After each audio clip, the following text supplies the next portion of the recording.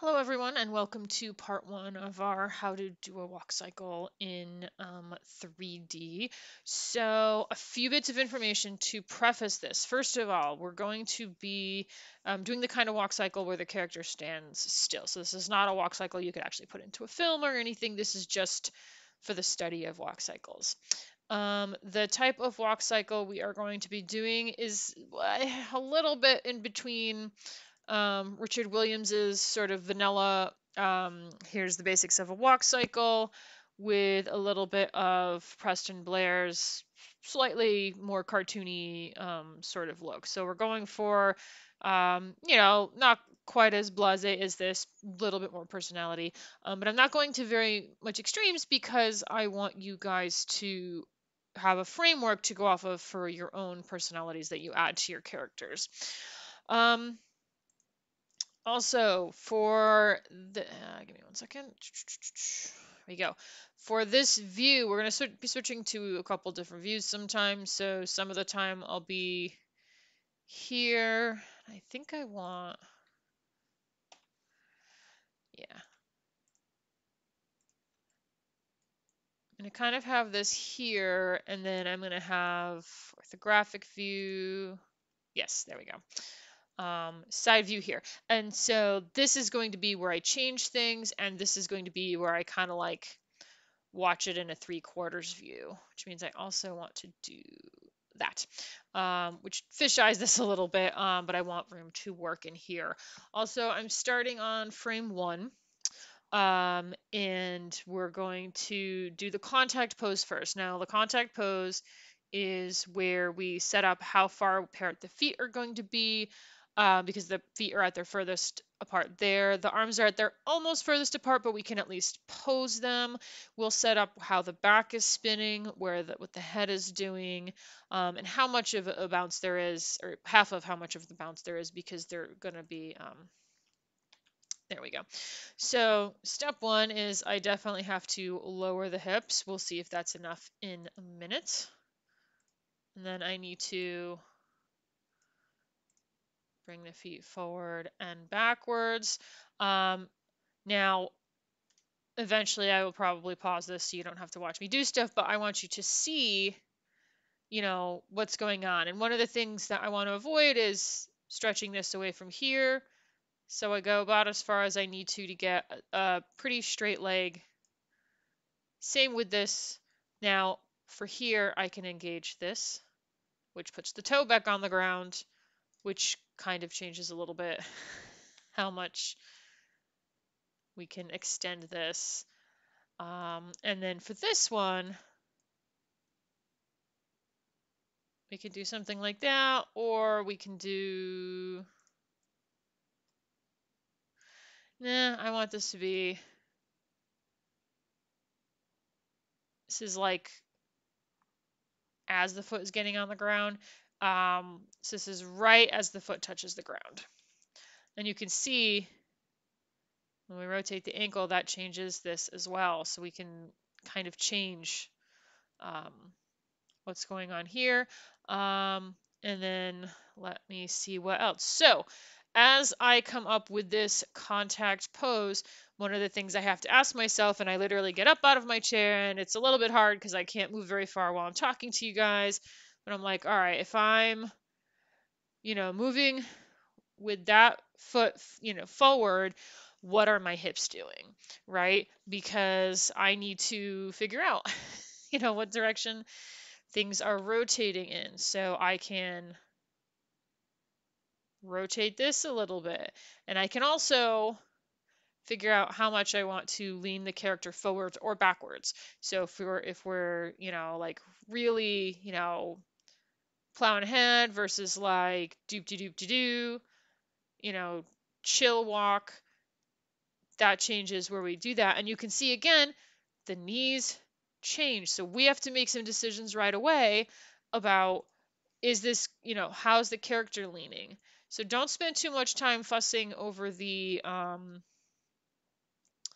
you know, over the the hips or over the legs because we might make changes later. And the other thing I can look at is because we're in 3D, I know most of the 2D stuff is like, oh, the legs are perfectly straight. That's not really how that works necessarily. And I can also, again, figure out what kind of hip swivel I want. This will also change what's going on there. Now, I'm not going to fuss around with this too much because I immediately think to myself, well, I've got these other parts here. I need to swing the arms. I need to like pretty quickly get my arms into this because the arms just being up all the time just looks stupid. I know I took my controls away from here, but honestly, I may need them for a minute just to... There we go. Bring the arms down. Bring this forward. If nothing else, I just need to do this so I can see what it is I want. And then I have to choose what type of pose I'm walking with. So if I'm doing... There it is. Some type of, do pose, I need to, no, wrong axis. There we go. I need to come up with a way to select these. I do miss a rig with like hand controls, like full-on hand controls. And we can tweak this later. But we just need to like get something in here. You can see as soon as I bend this elbow, I'm like, oh, well, this needs to bend more this way. This is not the furthest apart these things will be. That will come later. I can also use this view to more easily select the hand controls. All right. And I also need to unselect this and this. There we go.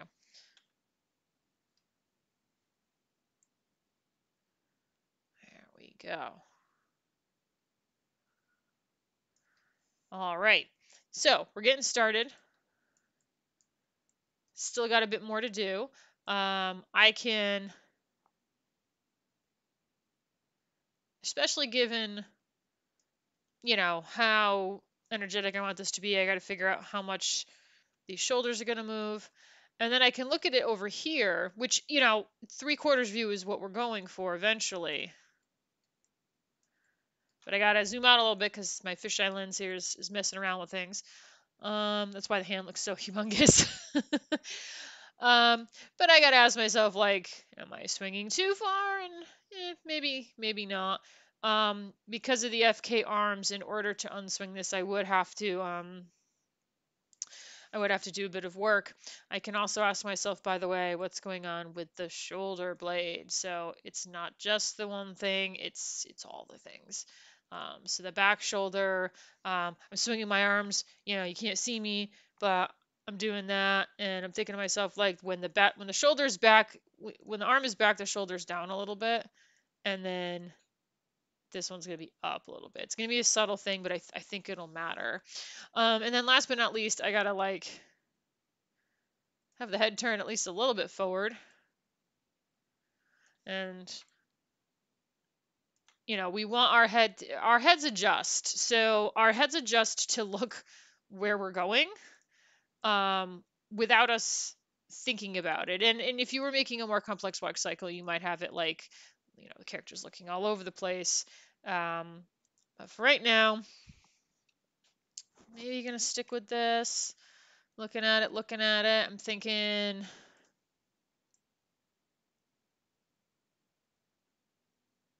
not enough of a hip swing, which does alter things at the top and at the bottom, right? So this matters a lot. But I need more of that. It does correct, though, for the arm being quite so in front here.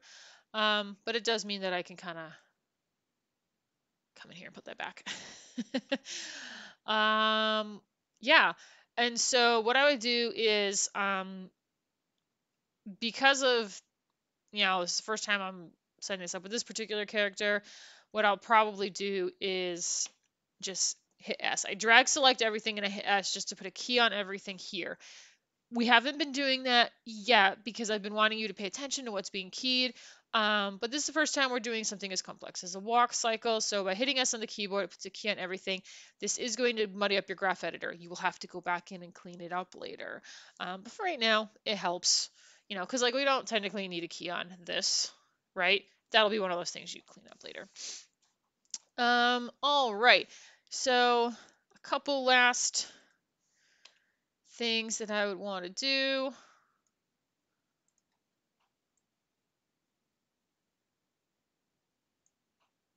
Something like that. There we go.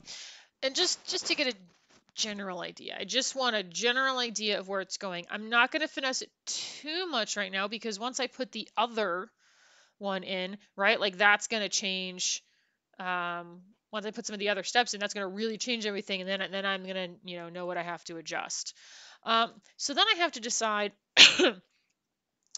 generally speaking, how fast I want this walk to go. So we need to figure out how many frames at 24 frames a second, where should my next contact pose go? And that can be kind of almost anywhere. It could be at 9, it could be at 13, it could be at 17, it could be at 21. It should be at an odd number. So the idea being that if you have 20 frames, actually, yep, an odd number. So what I'm going to do is I'm going to copy and paste frames using the graph editor. So I'm going to drag select everything, go to my graph editor, drag select all of these keyframes, hit Control C. And then I ask myself, all right, so let's jump back out here. How far do I want to go? How much do I want this to go for the first step? 10 is too quick. Let's go with 17. No, we're going to go with 15 because then we can go to 30 for the next one, and it won't be so hard to figure out the math. Let's make sure we can see frame 30 for right now. So I'm at frame 15 and I hit Control V. This is most unfortunate. We have to reverse things. I hate reversing things. But I have to key selected for that. I have to zero this out because I know that's what's zeroed out. And then I have to check my right foot and find out it's negative 2.4 that we want. So that is unfortunate that these are not as reversible as they should be. It should be copy pastable and it's not, and it's very frustrating. But that's, at least you know the numbers, right? So at least I can look at here and say, all right, this is my number for here. Go back to frame 15, but we're basically swapping things around. So watch, I'm going to swap that around. It moves it forward a little bit. It's like, negative that. Oh, suddenly it's where it's supposed to be. And then I need to zero this out. And 2.4. Got it. 2.4. There we are. And if you're thinking, oh, the feet aren't on the ground, well, we have to reverse the hips. But what we did was we took the values that were for the left foot from the first frame, and we applied them to the right foot for the next frame. So you have to go through and like systematically reverse everything. When it comes to the hips, thankfully, all we have to do is change negatives to positive and positive to negative. Except for translate Y. That one stays the same, but all the rotations, I lied. Oh, yeah. The rotate Y gets reversed. There we go. So now the feet are more on the ground. And I believe the rotate Z would get, yes. So those two would get reversed. And we have to do the same thing for here, rotate X. Nope, but rotate Y. So rotate Y and rotate Z for these are what have to get reversed. Key selected. And then with the arms, what I can check is what happens with these numbers. So this one, rotate Z is -74. For this one, rotate Z is -75. If we look at our controller, rotate Z is what brought them down. So those we're not reversing the code on. But the other ones we might have to. Now I'm going to try and do what was supposed to happen with the feet with the arms. We'll see if it works. So I'm going to do that.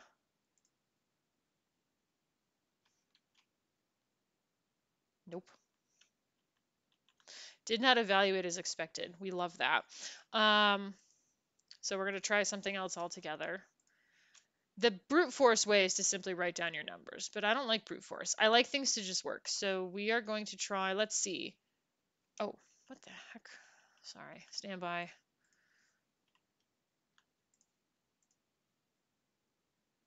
Bony shoulder there. There we go.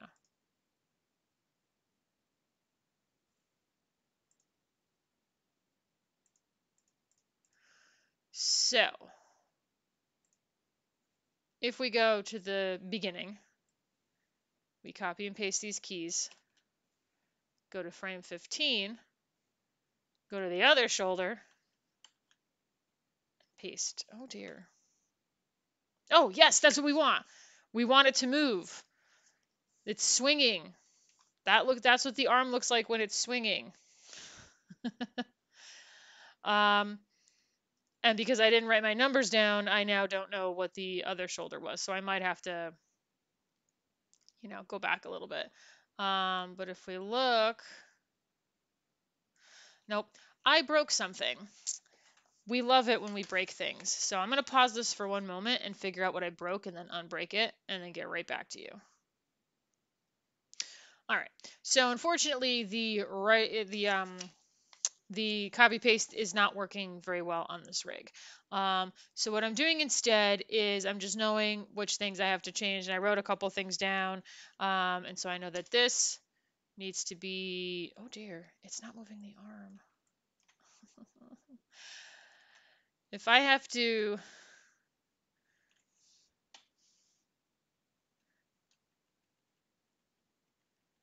redo all this, I'm going to be very, very sad.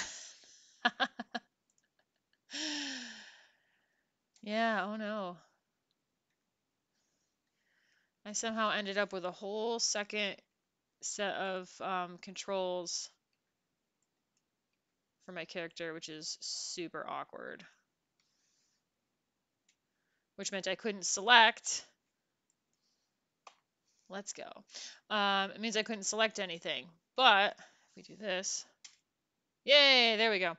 I basically just have to brute force it. I have to write down numbers. I have to know that in one direction it's -43 and in the other direction it's positive. More of the excess that I accidentally created. So -43 and +53. 43, there it is. All right, and then going to the back and everything, not the neck, but these ones on the Y, we're just adding negatives to anything that was positive and taking away negatives for that. Because on the back, it's the Y-axis. That's the only thing that's shifting back and forth. So -4. Oh my goodness. Oh my Lanta. I have so many extra.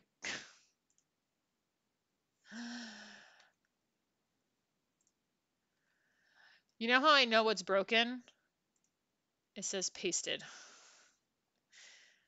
Nope, not going to find it in there. So I'm just going to have to keep my eye out from any time any extra thing shows up. And if it says pasted, I know it's the excess and I can get rid of it. This is going to be a great deal of fun for us as we continue on, but it's this sort of thing that can happen. There we go. If you're not careful and if we select the wrong thing to copy and paste. So I'm glad I found it. Oh no, that's all one. Okay, good, good, good. There's another pasted. Is that all the same thing? Yes, it is. Okay. So we just go through and we kind of check and see, does this look mostly correct?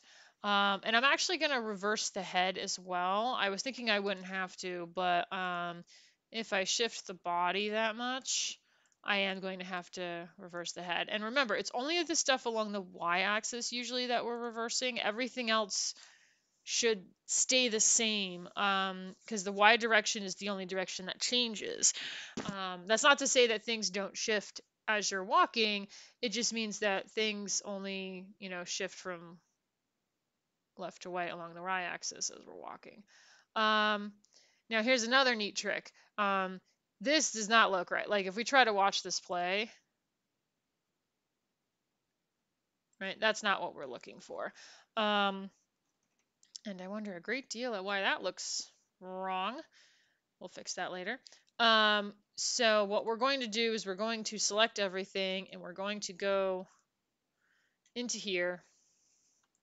Oh, would you look at that? Look at all those extra keyframes that I don't want. Goodbye. See these also? Those don't belong there. Goodbye.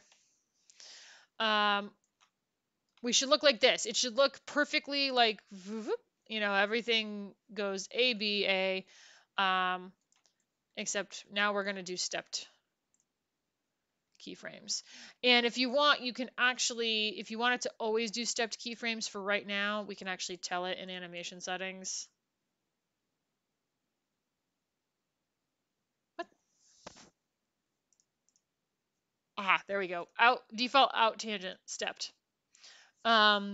Just for right now, because I just want to do this. Right? I just want to see, does it go from A to B properly? And I can see right here, I kind of missed something because you can see that the foot is not on the ground. So that's something I would have to investigate. I'd have to go to the previous frame, look at this right here, and write down my numbers. And that's fine. Like you can, figure out, and then 4.5. I might have just typed something in wrong. And then I go to the next frame, frame 15, and sure enough, I typed in 2.5 instead of 4.5. For heaven's sakes. There we go.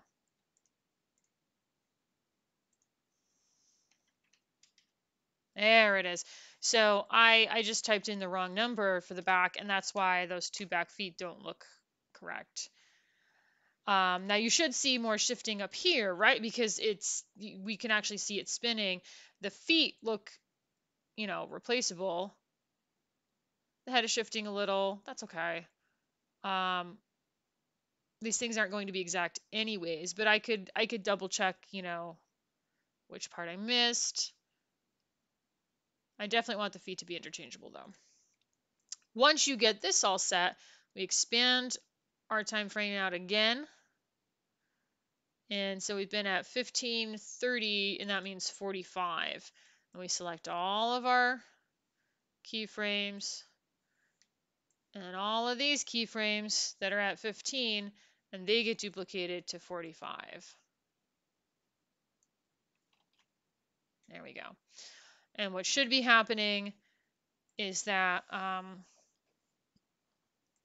if we play this,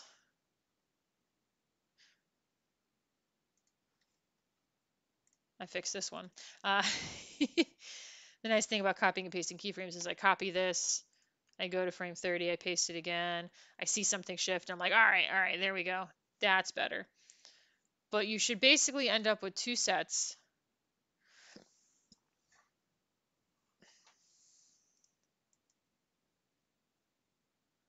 of frames where it goes A, B, A, B. It's 15 frames, 15 frames, 15 frames. And then actually we're going to go to 59 so that it cycles through.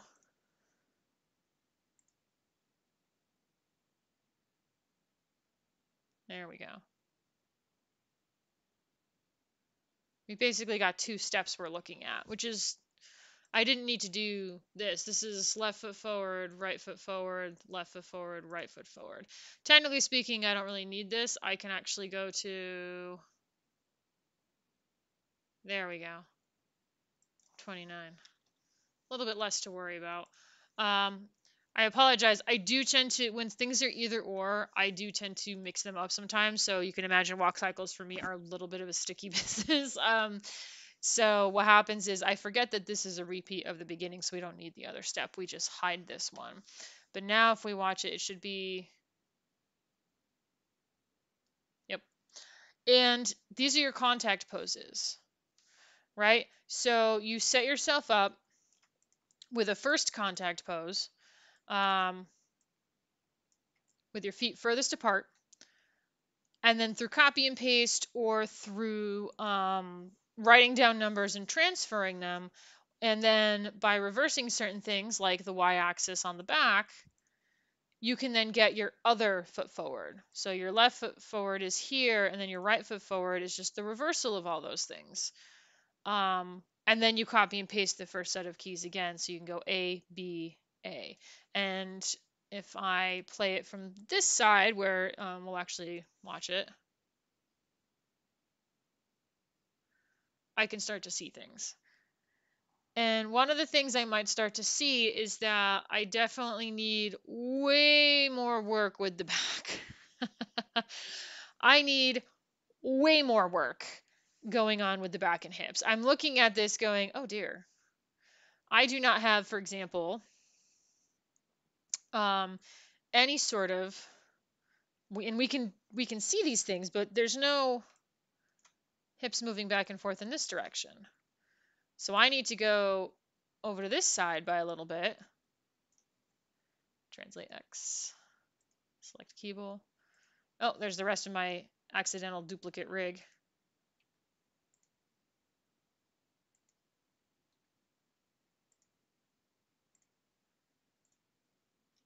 There we go.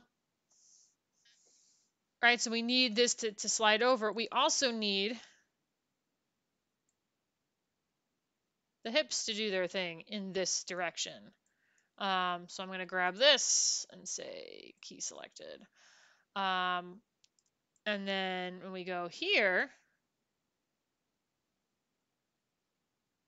yep, in this direction, now I need to move this over here a little bit and key it. And then I need to tilt the hips this way a little bit and key it.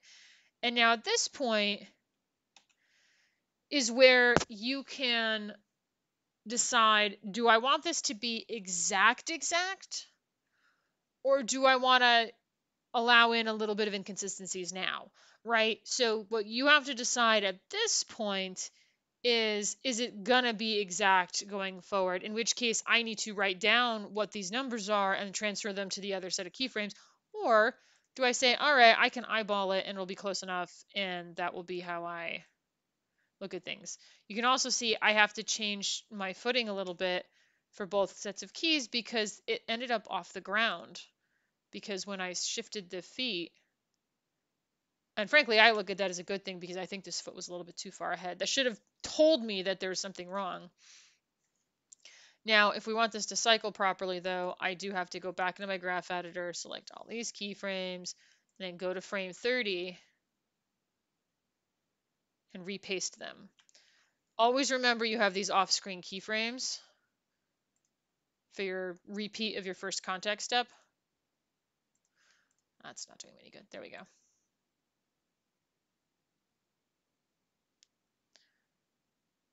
And that same problem I had with the,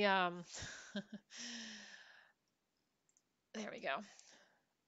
Over here, the same problem I had for the hips I have for the shoulders. I need to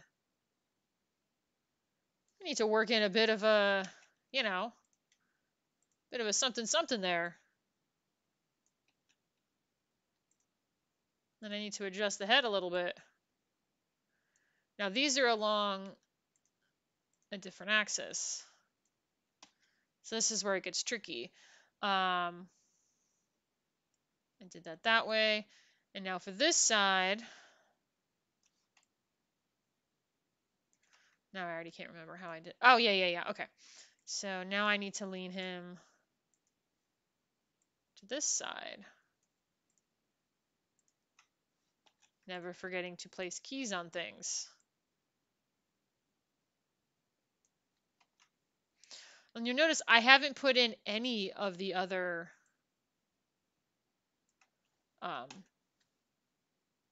bits of animation yet. I haven't, there's no passing pose here yet. I want to make sure I'm engaging everything that I can before I deal with that passing pose. Even if it's not perfect, I need to make sure I'm actually like engaging with things. There we go. And then once again, I drag select everything. I go into my graph editor. I grab these. I do this. Oh my goodness, and I make sure I save. Oh my gosh. This is why I didn't want to redo it when I broke the rig, because I do. I'm very stubborn like that. Don't be like me. I mean, I understand. If you ever lost work and you're like, oh my God, I got to do it over again, I do understand. As you can see, I am very, very stubborn about redoing work. I hate redoing work. I should get better at it. I should provide a better example, but not today. So, all right, we have our two poses. Character's kind of getting into it, which is cool. And then the next video is going to be about the passing pose.